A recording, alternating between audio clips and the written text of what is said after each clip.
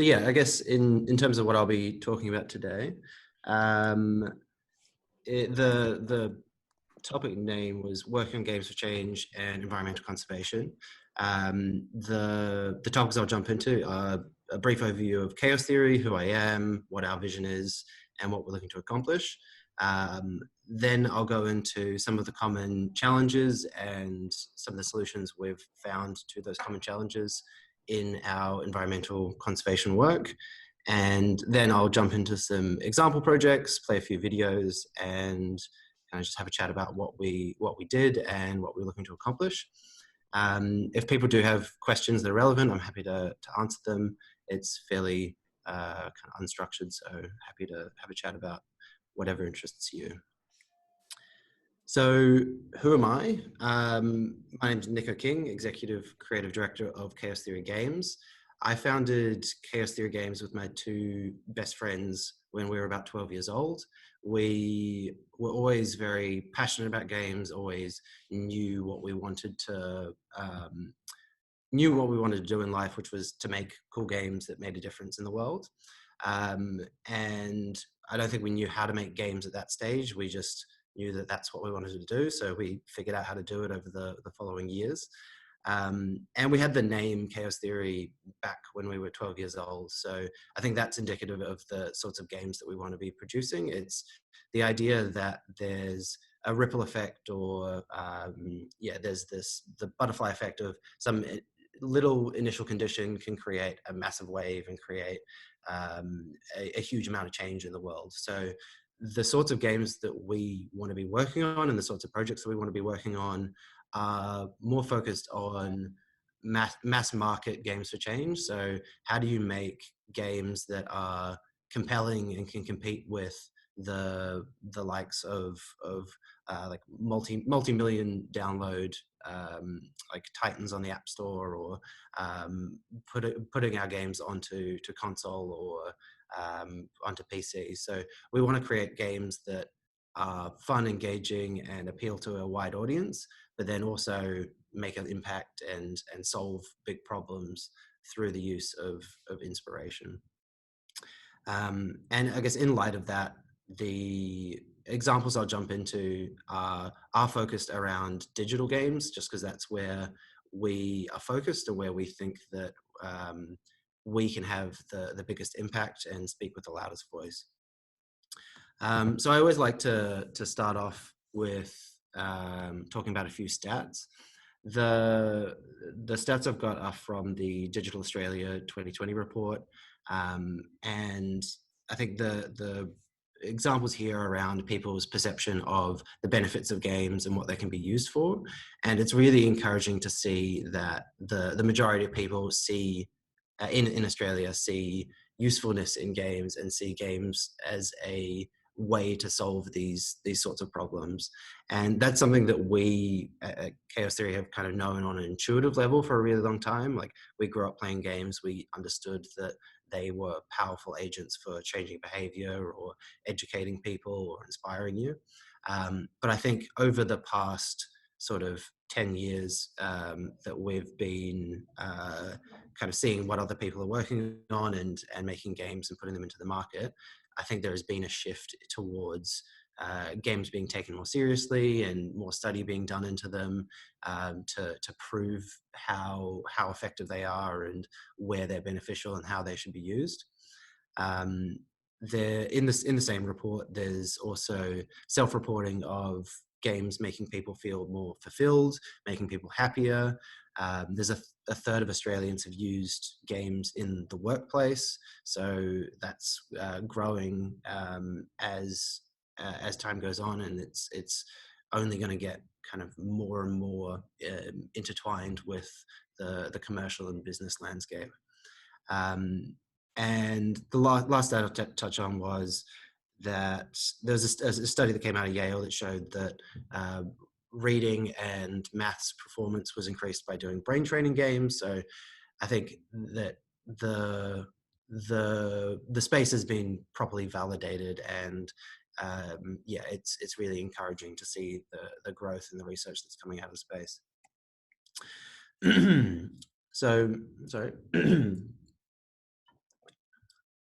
So the challenges that I'm going to touch on today are the first one is the value action gap. So the difference in what people think and what people know and what people believe versus the actions that they take and the behaviors that they exhibit.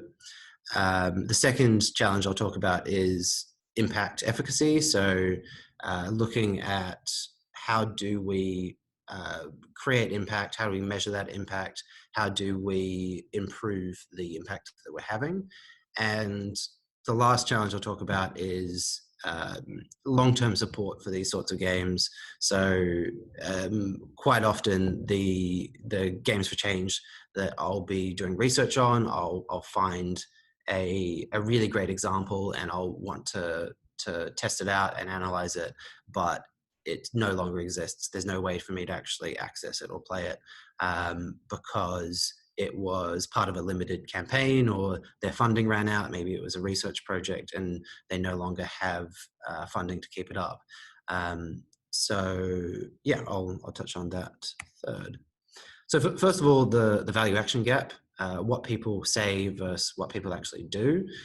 There's no clear consensus what causes the value action gap, but an example of it is if somebody watches a documentary on coral bleaching and plastic in the oceans, and it makes them emotional, and they afterwards report feeling like they care about this issue and it's important to them. That doesn't necessarily translate over to behaviors that they exhibit, which will decrease global warming or put less plastic into the oceans. And a lot of that comes from, well, it's still open to debate, but a lot of that does come from personal responsibility and personal ownership and feeling like one person can make a difference. There was a and games are great at bridging that divide, so giving people a sense of personal ownership and having a large-scale simulated system like the climate and giving that control over to somebody lets them experiment and take control and help build that sense of personal ownership and personal responsibility. So the environmental consciousness is another concept that kind of ties into this, where the more, excuse me, the more structured learning approaches of teaching about the challenges we're facing or the problems that the world is facing in the lead up to climate change and the ice caps melting and so on, kind of gets grouped into environmental consciousness. So that's the combination of what we know, what we value, and our knowledge of the problems that are in the world. So traditional learning has been really good at teaching environmental consciousness, but not necessarily about building a sense of personal responsibility and how people can help to solve the problem. So games can step in to improve this area by having individualized challenges or motivating specific behaviors that will lead to the long-term impact. So focusing more on how do we change people's behavior rather than as a whole, combined with how do we educate people into the topic. So the second challenge that we commonly face is around impact measurement. So how do we measure the impact of changing people's behavior around climate change? And at Chaos Theory, we've been recently developing a new impact measurement framework that helps us to break down these bigger problems into smaller, measurable outcomes and so let me look at my notes. Outputs and outcomes. So The impact measurement framework that we're working on is based on the theory of change, and it takes the impact that you want to have and then looks at, well, what outputs, what outcomes do we need in order to achieve that impact? And then looking at those outcomes and looking at how do we achieve those outcomes. So as an example, if the impact we want to have is reducing greenhouse gases, that's a long-term, maybe 2 to 5 year goal. So we break that down into what outcomes do we need in order to reduce greenhouse gases for the people that play our game. So some ideas might be to get people to switch over to a 100% renewable energy provider, or to eat less meat. And the way that we would achieve those outcomes is through outputs. So what outputs do we need to put into the world in order to change people's behavior in order to have the impact?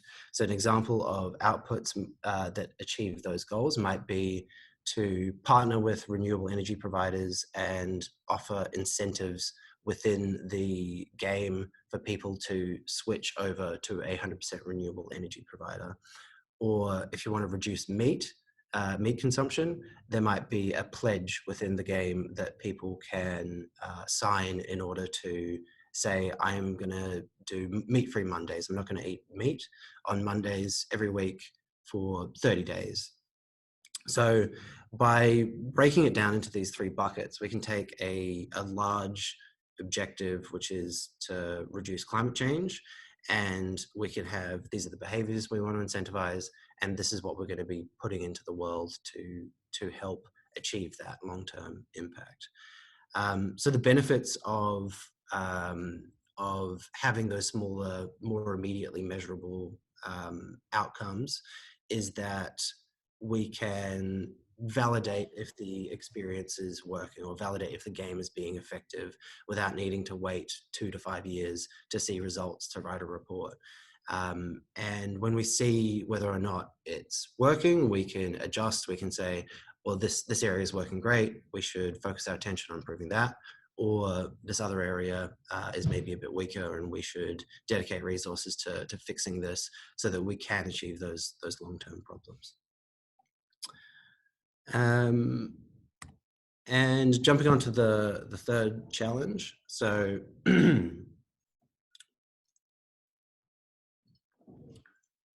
looking at long-term support. So as I mentioned, quite often when I'm researching games for environmental change, I'll find a really good example, but it doesn't exist anymore, or I can't play it. And the only way I can experience it is through reports or case studies, which are great and useful, but it's very hard to build upon it. And I think it's indicative of the fact that a lot of these projects are funded through just one-off lump sums, or it might be an organization that has a specific initiative that they're looking to explore, but when the budget runs out, it runs out and the project gets taken down. And for the particular sorts of games for change that we want to be working on, we see long-term support as really vital, because it means that we can exist for a longer period of time. It means that we can have that sort of mass market appeal of being around and building a community and having long-term growth and long-term impact. So the way that we approach long-term support is to look at these projects in terms of how do we make them financially viable. So how do we create a game that is cost effective, and then also ensure that it is generating some sort of revenue, or it is self-sufficient, so that it can stay online, so that we can update it to the latest operating system, so that we can potentially pay money to acquire new users to further that impact. And this isn't a challenge that we have overcome. It's definitely something that we're still trying to tackle. And I think it's particularly challenging balancing the commercial interests of the project versus the impact objectives and the social message that we're trying to promote. It's very it's kind of it's a fine line to walk between solving a problem and trying to have an impact in the world versus um, generating revenue or commercializing something like climate change. And I think that's kind of amplified by games being very boom and bust. Either you get millions of downloads or you get like 10 downloads, and it's very it's more common than not that a game is not going to make its money back. So trying to make a game that has kind of all of these social messages and other objectives within it, and then also trying to compete with the entertainment space, who are purely focused on how do we make this as engaging and fun as possible and how do we generate revenue, is definitely a very challenging thing to overcome. A few revenue models that we've explored are in-app purchases within the game, so letting people pay for content or buy and plant trees, things like that. It is a good way for monetizing content and allows you to give the game away for free, but it is challenging balancing the commercial interests of the project versus the impact that you want to have. In a lot of mobile games, the monetization model or strategy is quite aggressive and like geared towards getting a lot of money from a small number of users. So the way that they're profitable is by having enough content that people can spend sort of thousands of dollars within the app, and then that pays for a lot of the other people that are playing it. Whereas when we're making this game and trying to have this impact, we don't necessarily want to have that image of spending a lot of this money and kind of sinking thousands of dollars into a single app. We've also experimented with putting ads in our mobile games so that we could generate just revenue from free players, and that was quite effective and worked well for the game that we put it in. But I don't think it works with every game. I think that the confusing message that it sends of here's this social message, here's what we're trying to educate you about, and then also every now and again here's an ad for Candy Crush or Clash of Clans, definitely confuses the message and takes away from what we're looking to accomplish a little bit. Oh no, I've zoomed in a little bit. Oh no, I've zoomed out a bit. Let's see if we can get this. There we go. So now I thought I would show everybody a few of our games and just what we've looked to accomplish with them. So the game on the left of the screen is Rainbow Reef, which is a coral reef building simulation game where you construct the environment and grow the corals, attract different kinds of sea creatures, and it's all about building a diverse and robust ecosystem. The game in the middle is Bleached As. So this was a tie-in with the Beached As Season 3 campaign. So if anybody doesn't know, Beached As was a viral internet video that did quite well, very stupid, very silly. It was all about kind of an irreverent mocking of the Kiwi accent, and they ended up spinning it off into this entire series about environmental conservation and ocean sustainability. So we met the original creators of that and decided to part with them to self-fund this mobile game that deals with, once again, coral reef conservation, but in a very different approach. And then in the last example over on the right is Working with Water, which is a water management simulation game for a local council in Australia, which is it has just come out or should be coming out this week. And yeah, that's looking at how do we build a sustainable water infrastructure and and account or plan for things like drought or things like bushfires. So I'll just jump over to a video of Rainbow Reef.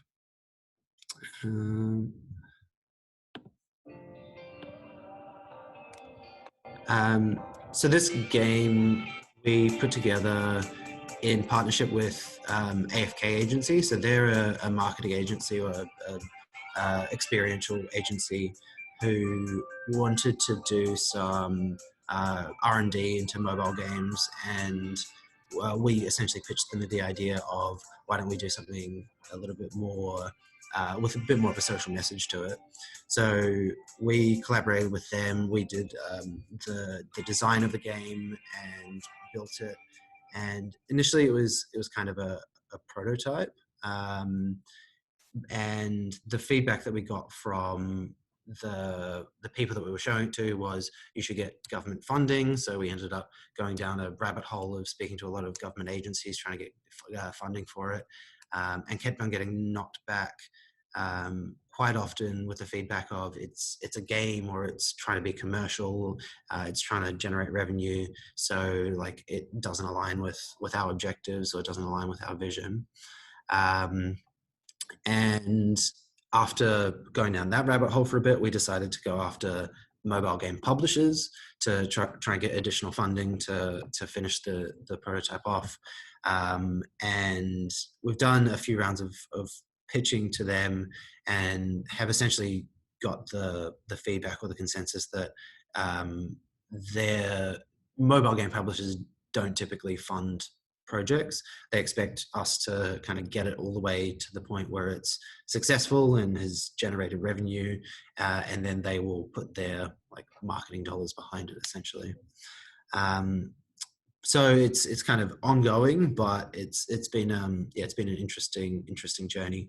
The game itself, it embodies the concept of the I think it's the lens of the toy, or I have another name, but it's essentially creating a simulated world where people can play with it and understand it in an intuitive fashion. So it's all about the relationship between the different animals and the environmental threats that they face. So you're building this ecosystem, and then crown of thorn starfish might show up and start eating your corals. So how do you overcome that? And looking at algal bloom, looking at coral bleaching. So bringing these issues to the forefront of people's minds. And then we also implemented a really interesting feature around pulling live data from the Great Barrier Reef and the water temperature of the Great Barrier Reef to drive the in-game water temperature. So there's a little water temperature gauge. So whenever it got over a certain threshold, there'd be a coral bleaching event that gets fired off in the like simulated reef. So the idea behind that was to bring people's attention to what's happening in the real world, and to, whenever there's a bleaching event in the real world, get a community to be talking about it, and to raise this as important to us when it's happening, so that everybody can kind of pay attention or look at what's happening on the reef at the moment. And I'll jump into Rainbow Reef and just play a video. So as I said, it's a spin-off of a viral internet video. It's all about the characters and looking at coral reef conservation from a irreverent angle, so joking about it. So hopefully... Just another perfect day on the reef, just hanging with my good buddies. How you going there, guys? Everything good?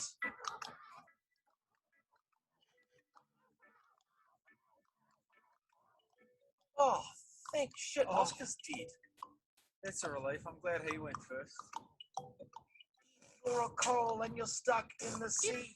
Say to your government, what about me? Don't heat up the oceans with your non-renewables. Nothing rhymes with fucking renewables. So yeah, it's very, very silly, and they swear a lot, and but they talk about real issues. And if you, all of the feedback that we got from people who played the game was, it's great to see um, environmental conservation being discussed in this light, because often it's very doom and gloom. Often it's very like, this is all your fault. Whereas this was joking about it and having a bit of fun, but also being educational and not shying away from what's happening to the corals. So we implemented a few features to kind of try and have more impact with the project. I think my favorite feature from it was the Plant a Tree program. So we used a portion of the ad revenue that was generated to go towards planting trees. And we calculated approximately how much carbon each person would take out of the atmosphere by playing the game. So as you play, your little carbon capture score starts ticking up. So the longer you play, the more carbon you pull out of the atmosphere, and then you can share that to people. So it was really about having a real world impact, looking at the real world data, and putting that front and center, and letting people share that and tell their friends, look at how much carbon I'm capturing out of the atmosphere. And like, these are the stats and the metrics that are important. I can't show off anything about working with water until it's released. But how are we doing for time? I think we've gotten to time. Is that right, Elizabeth? Yeah, okay. Yeah, it's only 1:35, so you've got quite a bit more if you want. Yeah. Yeah. What time are we finishing? We need to finish at 2, close to, and nobody's put any chat messages up, questions up yet. So keep going. Cool. I've got a few other, so those are projects that we've worked on, and I've just put in a few other projects that I've seen in the past, which I found really interesting and just thought provoking, about different ways to be approaching games and environmental conservation. So Future Coast was developed by Tacticia, and it is a collaborative storytelling game where people can call up and leave a voice message from the future, is essentially the story that you're telling. So you call up and say, I'm calling from the year 2050, and this is what the world's like. So through the community contributing these voicemails, it builds a database that people can go on the website and put together a timeline, put together a story of what does the future look like and what does it sound like. And you're hearing these personal stories being spoken about what it's like to live in that environment.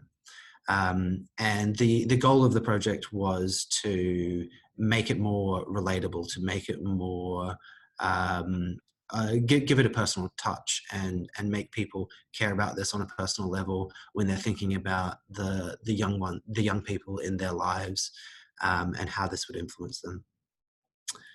And that was run as a limited campaign, so now no longer available. But which is a real shame, because I love the concept. It's an alternate reality game, which, if anybody doesn't know what that is, essentially they're quite often a series of puzzles, or a fictional universe that exists within our world. So you might find clues or messages in our real world, and they relate to this other reality that is being built and constructed. Eco Chains is a card game where you build food chains in the Arctic. So you start by playing down sea ice, and then you build on top of that. So each higher level predator needs a certain food source. So you kind of start at the bottom and build up your food chain until you've got the kind of top predators. And once there are cards like carbon pollution that melt the sea ice, And if the chain gets broken, or the food chain no longer is supported at the bottom, you have to essentially reallocate the cards and try and find different homes for them. And if that doesn't work, then they get removed from the game. So it's a fun, family-friendly game to teach kids about climate change and what's happening in the Arctic, and the animals that are being wiped out or will be wiped out there. Yeah, it was really supposed to bring it into the household and into the classroom, to talk about these issues and get people personally invested in it. And then the last game I'll talk about, this one was Climway. I've seen a bunch of similar games where it's a city management game where you deal with the climate policy, or ways to mitigate greenhouse gases from different industries. So it might be travel, or agriculture, or manufacturing. So yeah, this was used in a much more structured format in the classroom, and then at the end, the kids wrote a report. Sorry, it was a climate action plan, and they get marked on the climate action plan. So once again, this one's no longer available online, and if anybody knows any good city management environmental conservation games, then please let me know. Because it seems like whenever I find games similar to this, they're being taken down. I do think that is a major benefit of physical games, is that they're built, they can be reused, they're not reliant on technology, and the simplicity can sometimes be really effective, and at making giving the project longevity. And additionally, having a physical game, people understand why they have to pay for it. Like they see a physical game, they understand there's manufacturing costs behind it, so they will purchase it and be happy with that. Whereas a digital game, there's often sentiment around, like, why are you making me pay for this when you're trying to change my views or change my behavior? And that's the end of the chat. But yeah, I'm happy to answer any questions or just have a discussion. Okay, thanks, Nico. I'm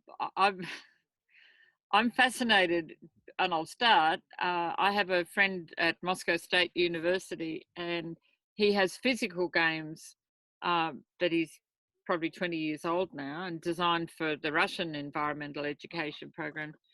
So EcoChain sounds very much like one of his called The Island, and it sort of works the same way. So it's fascinating to see, different cultures producing, activities that sort of still show the underlying models.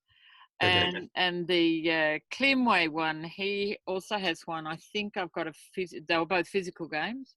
And again, in that one, you were given a ground plan, and then you could build whatever you liked. And in his office were these wonderful 3-dimensional results of the students. So it's kind of nice to see the ideas, moving out of one environment into another and building. Are the games like commercially available? Like, could I get them? Could I purchase them? Where are you located? In Australia, in Sydney. Right. Okay. Yeah, I can get. I've got physical copies of them, so I'd be happy to share them with you. Yeah. Awesome. Yeah. And yeah, after next person, please. Elizabeth, Nick, really, really interesting on how poor we are at getting educational games out. There have been things like Monopoly, which was designed to educate us about the evils of capitalism. Yeah. I think it failed in that sense. In fact, it's a very effective way to show how you can do well out of capitalism at the cost of others. But when I was thinking through your talk, listening to your talk, I think Cards Against Humanity seem to have nailed a brilliant solution. Minimizing costs by you can download and print it for free, but if you want, you can buy us the cards. And you can do a stage one. If you get your rules right in the card playing game, much easier than your online, you can then take that to an online game. So you can do a staged approach. And I do think we struggle at the moment to make the most out of games in this country. Places like Germany, it'd probably be much easier when board games are the norm. So most families will play a board game every week. Yeah. In Australia, that's not so much our culture. So I'm wondering how much of this is about where game makers first target and coming up with a layered strategy rather than doing the expensive visual developments first. Yeah, no, I think that there's definitely a very strong case for doing like paper prototyping and ensuring that you have a strong kind of core gameplay experience before you then take it digitally. I think our design philosophy, or the sorts of games that we tackle, we very much focus on the data or the technology behind it, and creating experiences that aren't necessarily possible with more traditional game design. I think we incorporate a lot of, I mean, like, I guess you can do simulations and things with pen and paper, but it is technically quite challenging to design those systems.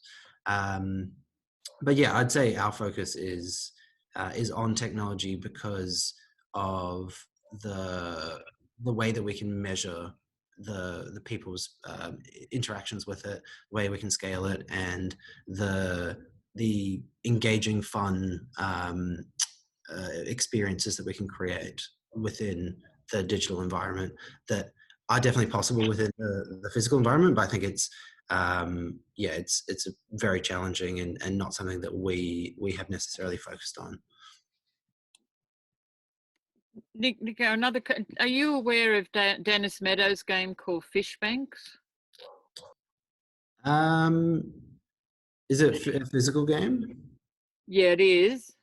You can download it. I'll put the link up in a minute. But it's probably 30, maybe 35 years old. And it does a lot of the environmental stuff that you're also looking at. I'll put the link in the chat in a minute. Because he's Donella Meadows, his wife, was the lead editor, is it, on the Club of Rome reports. So he looked at a lot of that stuff a long time, comparatively long time ago, and figured out how to do some of what you're now doing online in the physical environment. Yeah, definitely. Yeah. Okay, I'll find it in a minute. More questions from people? I had a quick question just around the serious use of games, because I guess I've spoken to school teachers about the fact you can use, tools like SimCity, where you can restrict students and say, okay, you're running a coal-powered city, you're running a hydro-powered city. Now let's see the implications of that for your society. Do you know of any other games like that that sort of lend themselves to serious use and a little bit of environmental awareness? I mean, I've heard of Civilization 6 being used in the classroom, and it's kind of relevant because they have the Rising Storm, or the most recent update where they're dealing with climate change and people producing carbon dioxide, and sea levels rising and the kind of implications of that. In terms of, like, you're talking about more like AAA or entertainment focused games being used? Yeah, I guess I'm thinking, and it's funny because I've just been uploading some of these videos to YouTube, so I'm thinking not so much for the audience that's here now, but for if I can send teachers to it, because I deal with, say, geography teachers, for example, have to do quite a bit on environmental awareness. So if I can be pointing them to this video, if there's any other ideas that are slightly outside of the box that still might work. Yeah, Civ 6 is the one that jumps to me off the top of my head. I can definitely have a think and see if there are any others, and we could include them in the link below. Great, thank you. And I just went online and had a look. Fish Banks is now officially online at MIT, so I've put the link in the chat. Cool. I've only ever played, and I have a physical version of it with me. But there you go, they've transitioned it online. Technology of the future. Yeah. Some more questions? Vinod, have you got any questions? No. I'll express envy if I may. Yes, please. Go ahead.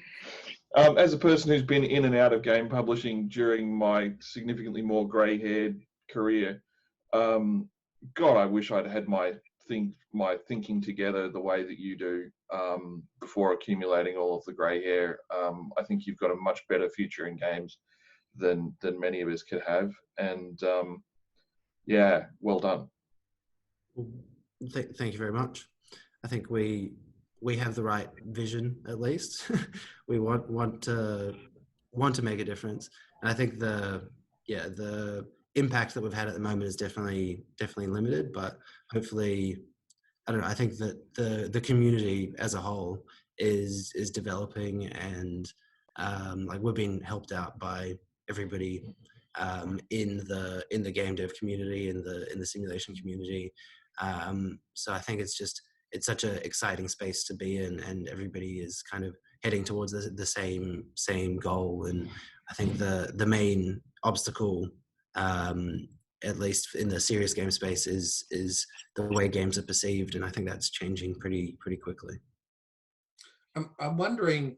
I love your model. I think we have this concept that if it's for the good of the people, it needs to be cheap, and governments, no one should ever be making money out of it, which I think is absolutely ridiculous. I think what we have to do is make sure things are sustainable and evidence-based, and that costs a lot of money. But I'm wondering how much charities would be interested in your model and funding it, because I think if designed well, you can be far more persuasive than any advertisement campaign, for example. And if you look at the cost of an advertisement campaign around the world, we're in the millions of dollars. And if you've got something that you could actually become self-sustaining, as long as you got the numbers up, I think that would be an incredibly powerful way to get people interested in educational games, things that actually do more than entertain us. The other one that's interesting is there, although there's charities that may be interested in the environment that might fund what you're doing, I'm wondering if there is the same in the really big power brokers in entertainment, in games, whether they're interested in doing it as one of their tax-deductible approaches to making the world a better place. Because it would be nice to see the entertainment industry, games industry, funding positive change. Definitely. Yeah, on the first point of charities, when we were talking to government organizations about Rainbow Reef and potential funding for that, we also spoke to Greenpeace Australia and World Wildlife Foundation Australia, and like they're very keen to help out and be involved, but until the model is validated and we've done this before with X charity and you can expect like ABC results.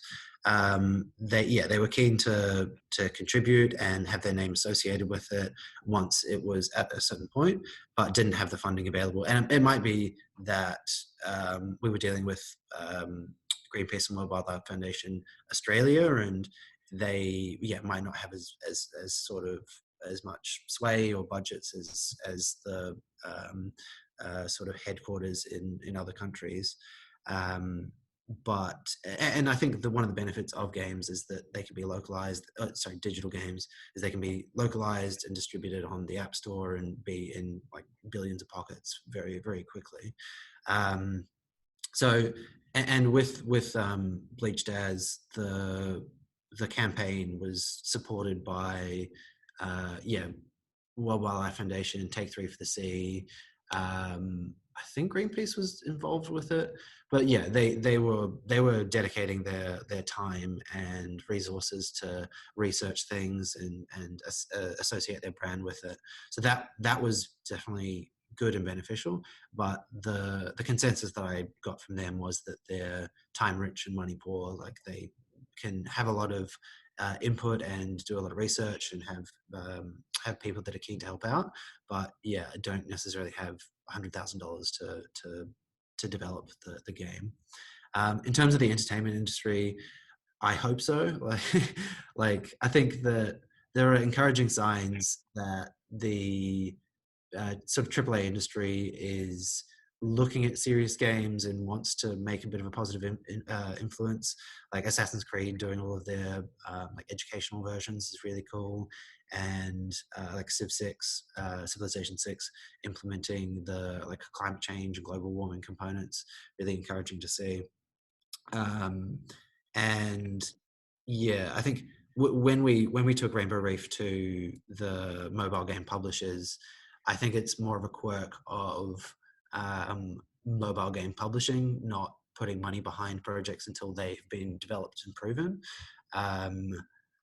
We got a lot of encouraging feedback and people saying like this would be great, and we had people console publishers saying like, are you going to bring it to console? And the model didn't really work, so no. But yeah, so there's excitement and encouragement there. I think that just mobile games publishers aren't necessarily the ones that are going to provide that money.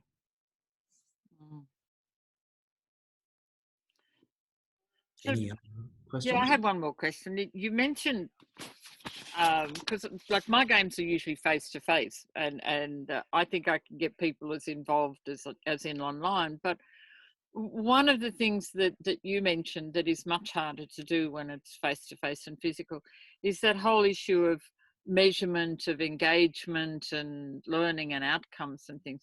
How do you build that into the game? Like what sort of metadata do you need to sort of be able to draw that out afterwards? Yeah, I think like in person and like physical games and in person testing definitely have their place and are more effective in some areas. Like getting like qualitative data and seeing like how do people react to certain situations, what were their facial expressions. Those aren't things that we can track on device. With some of our recent projects, we put together a testing plan that has like pre and post surveys. We also do like native questions or native surveys, so that while somebody is speaking to a character, they might ask a question to do with like intent to visit a location. And then we, throughout the experience, we look to change their view on that or change their behavior. And then we can ask a similar or the same follow-up question in a native context. So yeah, I think a lot of it has to do with the particular learning outcomes you're looking to measure. And quite often like traditional like quiz or survey testing is good, and we'll do that both in person. So we'll sit down with testers, watch them play, look at how they're playing, and then they'll fill out a survey afterwards. And then we'll also do that digitally, where after the experience finishes, there's a link to fill out a Google form. Okay, so that I suppose once the game's out there, you can't sort of track it in game, really, can you? It depends on what the Client wants. No, well, yeah, yes, definitely.